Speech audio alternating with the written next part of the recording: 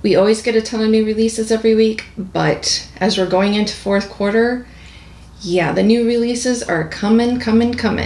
And so today we are going to look at the new Glamlite Happy Hour, one of their new palettes. And I know myself that I am tempted purely because of the packaging, but I'm going to go through my collection and see what colors I have that maybe are similar to some of these colors, and hopefully it'll help you and I make up our mind if we should purchase or pass on this new Glamlite palette.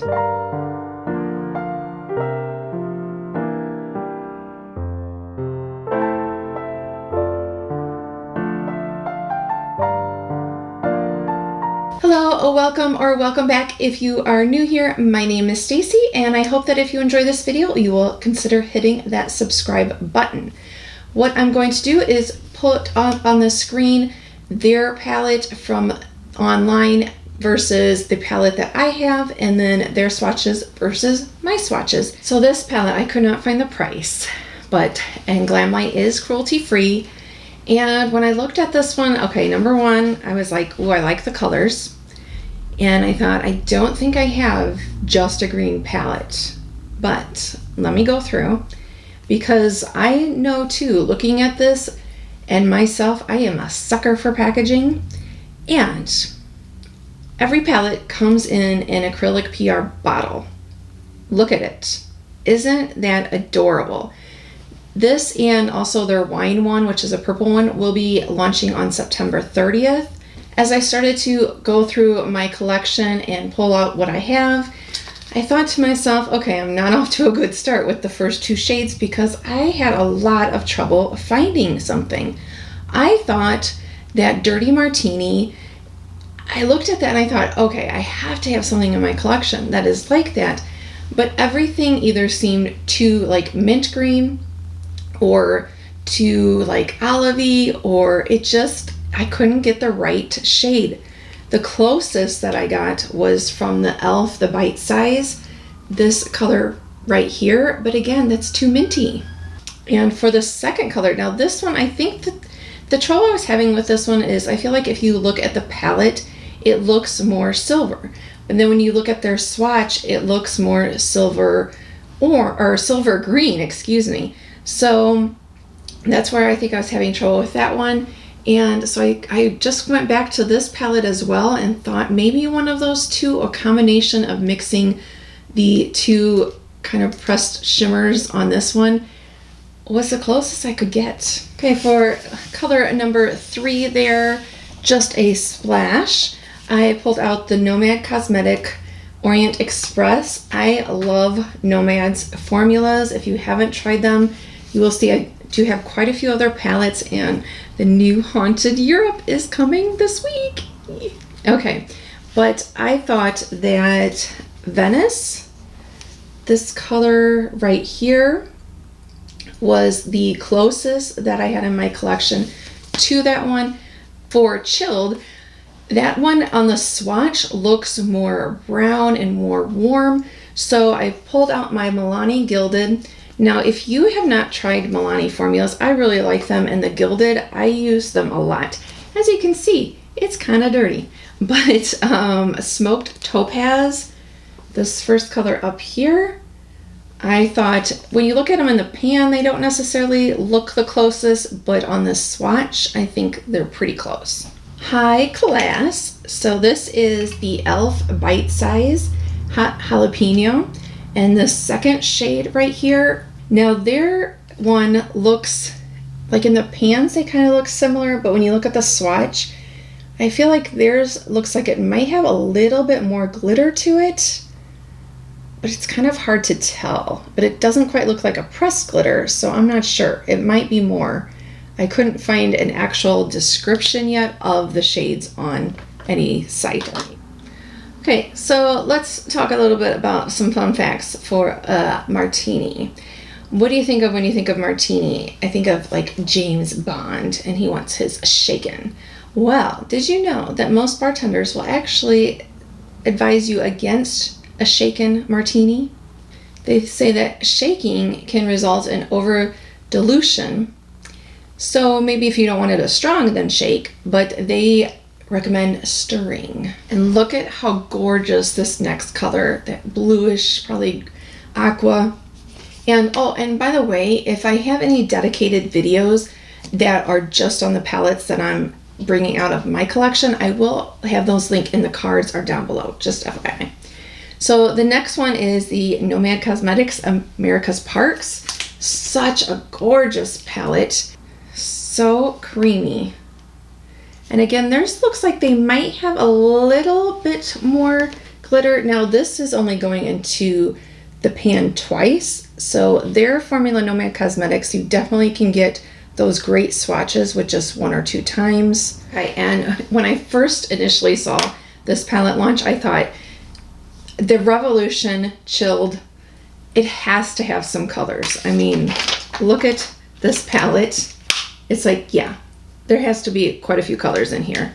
And sure enough. So I thought that the leaf, now on screen there, it looks a little bit brighter, I feel like, than in the real life pan. But here is going in once with that one. So yeah, you can get pretty good. It might be a little bit of a brighter blue, but I think that it's pretty close. For that next glitter shimmer shade, I pulled out the ColourPop Fade into Hue. And this one, again, it's a little messy, but I think that this is a great ColourPop one because it's so many different textures that you can have. You have mattes and shimmers and metallics and pressed glitters. So if you like a lot of variety, but I thought Pose, this one right here, and that is more of a metallic. That's one of my favorite formulas in here, is kind of the metallic and the shimmers. Those are my favorites from that palette. Look, oh, that's so gorgeous. Yeah, theirs might have a little bit more olive to it. It's funny, I thought to myself when I started this, okay, like you're not gonna do live swatches, just put up the pictures when you're done. And now here I am like swatching them all, but I can't help it. Okay, so the next one, back to Nomad Cosmetics, and this is Everglades. Look at how gorgeous that one is. And so creamy soft.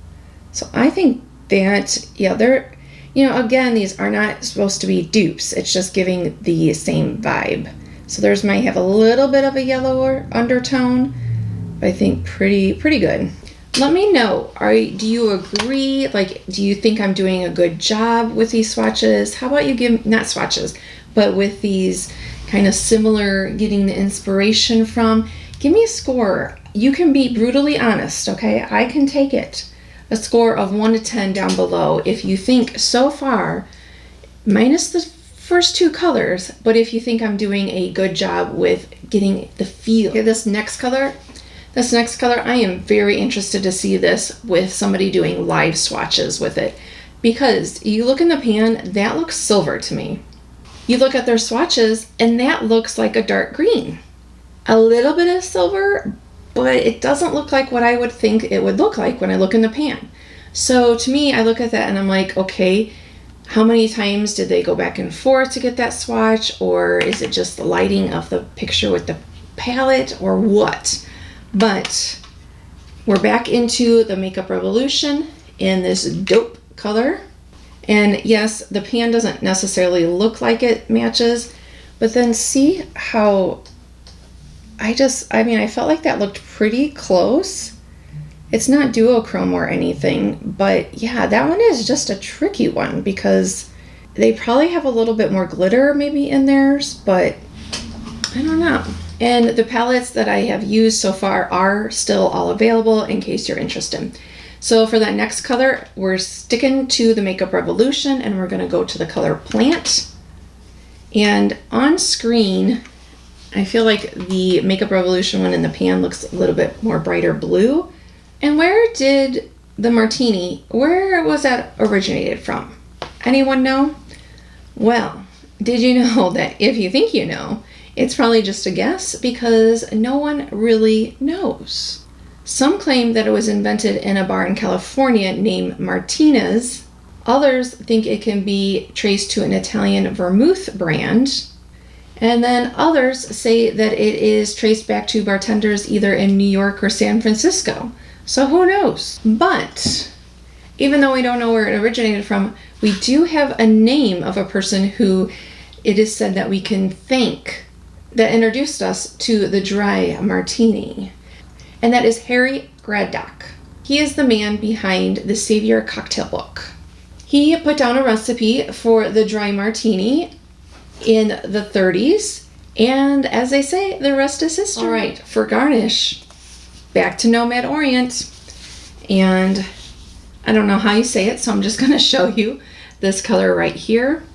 And I did have quite a few different palettes that I felt like I could achieve a similar color to this one. So I think that that color, you probably have something like that already in your collection. That was the only one really that I thought, okay, I have multiple things that are kind of close to that. Our extra dirty, we're going to go back to the e.l.f. Hot Jalapeno, which, by the way, I really, really like this palette for the bite size. Now, just a side note, for the bite size palettes, all that I have tried, the darkest matte color is the one for me that's like a little bit patchy that I usually have to kind of go back and forth with that one. But the other ones I absolutely love in this. So that third shade, so pretty. But this, you are going to get, I mean, I feel like that's plenty of color, and on your eyes it's even more so. But to get like a good swatch on this one, you know, I do have to kind of go back and forth. But yeah, I think that that's really good. Okay, and if you're like me, when you see this next color and you see the swatch, you think, okay, judging from the palettes that I've showed you so far, I should definitely have that color, right? Well, I thought that too. But it's like everything that I swatched that was kind of similar to that was either too light, too brown, too gold. So that one I had trouble finding. So when I was swatching, I was able to kind of achieve it, but I had to mix like 3 or 4 shades from this palette. But okay, so this last color, if we go into the e.l.f., again, we're at that Hot Jalapeno in that matte. That third one, now see, that one is a little bit brighter, but you might be able to add, like, this is adding the third and the fourth one. So I think I could make that one work. Here is the closest. Again, some of these shades down here are a little questionable because I really had to mix some. And obviously that one is too light. But this is what my swatches look like at the closest that I could get.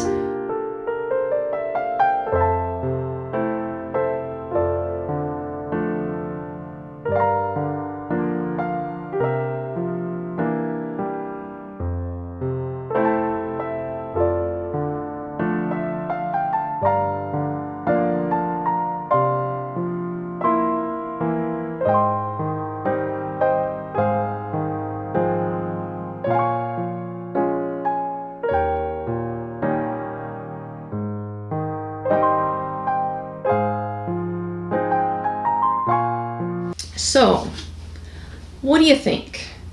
So there's 3 shades that I feel like I do not have in my collection. And as you saw, a lot of them are very similar, but not exact. But do I need it? That is the question. Are you going to purchase, or are you going to pass on this one? And how do you think my colors compare to what we see for their colors? I would love to know your thoughts down below. And if you haven't already, I hope that you will hit that subscribe button and join me here at least 3 times a week. Thank you so much for watching, and I hope to see you next time. Bye.